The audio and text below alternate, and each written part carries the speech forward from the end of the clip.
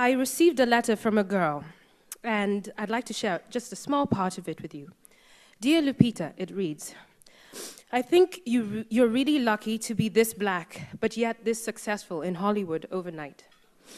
I was just about to buy Dencia's Whitenicious cream to lighten my skin when you appeared on the world map and saved me. My heart bled a little when I read those words. I could never have guessed that my first job out of school would be so powerful in and of itself, and that it would propel me to be such an image of hope in the same way that the women of the color purple were to me. I remember a time when I too felt unbeautiful. I put on the TV and only saw pale skin. I got teased and taunted about my night-shaded skin. And my one prayer to God, the miracle worker, was that I would wake up lighter skinned.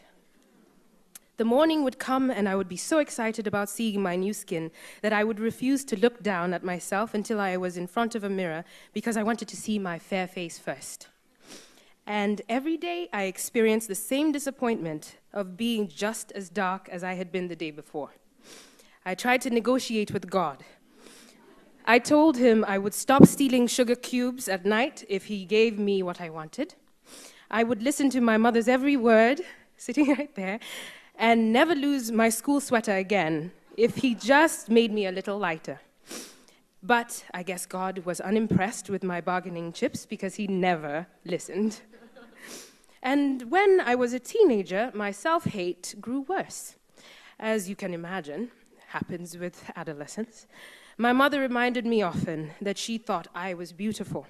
But that was no consolation. She's my mother. Of course she's supposed to think I'm beautiful.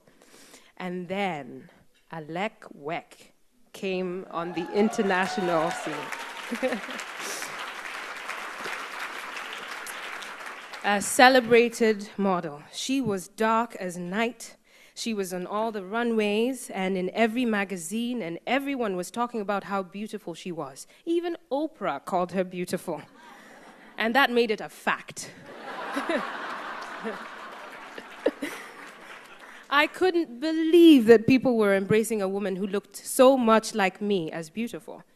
My complexion had always been an obstacle to overcome, and all of a sudden, Oprah was telling me it wasn't. It was perplexing, and I wanted to reject it because I had begun to enjoy the seduction of inadequacy. But a flower couldn't help but bloom inside me. When I saw Alec, I inadvertently saw a reflection of myself that I could not deny. Now, I had a spring in my step because I felt more seen, more appreciated by the faraway gatekeepers of beauty. But around me, the preference for light skin prevailed. To the beholders that I thought mattered, I was still unbeautiful. And my mother again would say to me, "You can't eat beauty. It doesn't feed you." And these words played and bothered me. I didn't really understand them until finally I realized that beauty was not a thing that I could acquire or consume. It was something that I just had to be. And what my mother meant when she said, "You can't eat beauty," was that you can't rely on how you look to sustain you. What actually sustains us, what is fundamentally beautiful, is compassion for yourself and for those around you. That kind of beauty, excuse me, that kind of beauty inflames the heart and enchants the soul. It is what got Patsy in so much trouble with her master, but it is also what has kept her story alive to this day.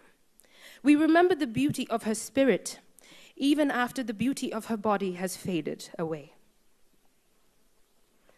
And so, I hope that my presence on your screens and in magazines may lead you, young girl, on a similar journey, that you will feel the validation of your external beauty, but also get to the deeper business of being beautiful inside.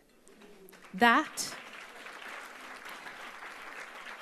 there is no shade in that beauty. Thank you.